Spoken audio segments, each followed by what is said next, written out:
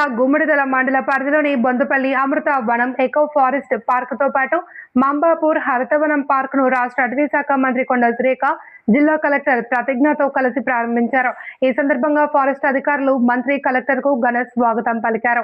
అనంతరం మంత్రి మాట్లాడుతూ మారుమూల ప్రాంతాల్లో ఉన్న అటవీ అర్బన్ పార్కులను అభివృద్ధి చేసి పర్యాటక కేంద్రాలుగా తీర్చిదిద్దుతున్నాము అని తెలిపారు. అటవీ ప్రాంతాల్లో ఖాళీగా ఉన్న స్థలాలను గుర్తించి హరితవనాల పెంపుపై ప్రత్యేక దృష్టి సారిస్తున్నాము అని, వన్యప్రాణులకు ఎలాంటి ఇబ్బందులు కలగకుండా చర్యలు తీసుకుంటున్నాము అని పేర్కొన్నారు.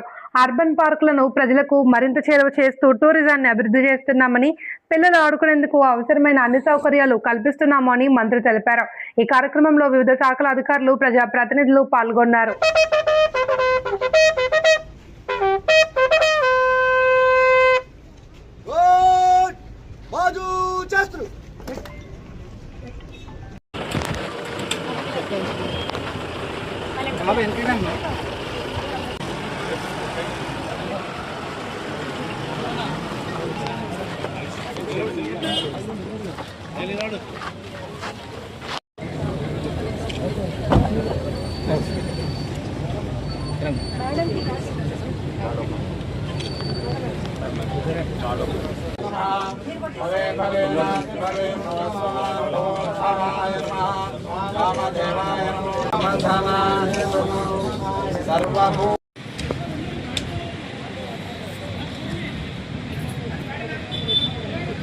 వాతావరణాన్ని అందించేందుకు ప్రభుత్వం తీసుకుంటున్న ముఖ్యమైన అడుగు.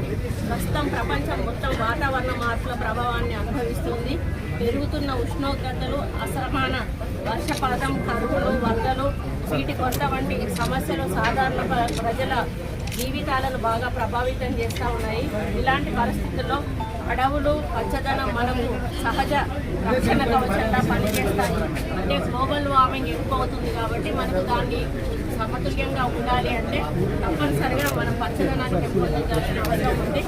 అడవులు కార్బన్ డైఆక్సైడ్ని గ్రహించి గ్లోబల్ వార్మింగ్ ప్రభావాన్ని తగ్గిస్తాయి.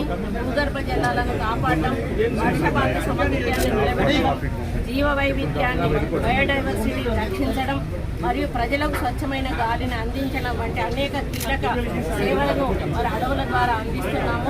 అందుకే పచ్చదనం పెంపు ఇప్పుడు ఒక అవసరంగా మారింది. తెలంగాణ ప్రభుత్వం మన ముఖ్యమంత్రి గారి నాయకత్వంలో వన మహోత్సవం వంటి కార్యక్రమాలను మరి ద్వారా గ్రీన్ కవర్ పై ప్రత్యేక దృష్టి సారిస్తూ ఉంది. India state of forest report ప్రకారం తెలంగాణ రాష్ట్రంలో గ్రీన్ కవర్ పెరుగుతుండడం మనందరికీ కూడా గర్వకారణం. సంగారెడ్డి జిల్లాలో కూడా గ్రీన్ కవర్ పెరుగుదల నమోదు కావడం మరి హర్షిస్తూ ఉన్నాను.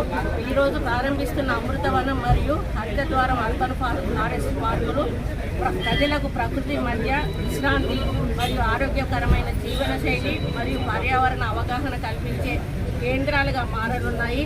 వాకింగ్ ట్రాకులు, సైక్లింగ్ ట్రాకులు, నేచర్ ట్రయల్స్, అదేవిధంగా ధ్యాన మండపాలు మరియు పిల్లల ఆట స్థలాల వంటి సౌకర్యాలు కూడా ఇందులో మరి ఉంటాయి.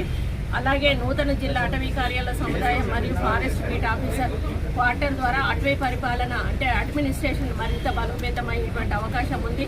మరి అటవీ సంరక్షణ, వన్యప్రాణి సంరక్షణ మరియు పర్యావరణ పరిరక్షణ కార్యక్రమాలను మరింత సమర్థవంతంగా అమలు చేయడానికి ఇవి దోహదపడతాయి.